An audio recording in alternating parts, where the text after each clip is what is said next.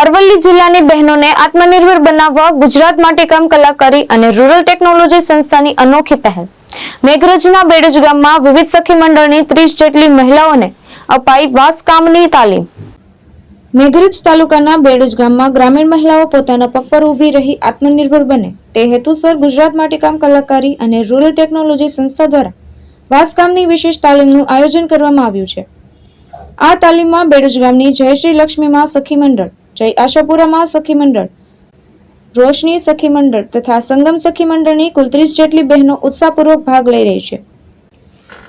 બેડજ ગ્રામ group panchayat, mission Mangalam તથા Reliance ફાઉન્ડેશનના સહયોગથી આયોજિત આ તાલીમ દરમિયાન મહિલાઓને વાંસમાંથી photo frame, mobile stand, mobile box, sanitary box, દિવાલ વોલપીસ, ફૂલદાની સહિત વિવિધ ઉપયોગી તેમજ વેચાણ યોગ્ય વસ્તુઓ બનાવવાની પ્રાયોગિક તાલીમ આપવામાં આવી રહી છે.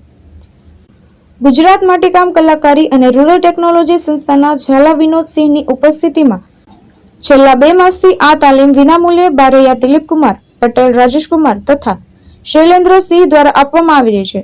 તાલીમ પૂર્ણ થયા બાદ તાલીમાર્થી બહેનોને ₹9,000ની સહાય સાથે કારીગરી કાર્ડ તથા પ્રમાણપત્ર પણ આપવામાં આવશે. જયેશ પટેલ, દ્રષ્ટિકોણ ન્યૂઝ, અરવલ્લી.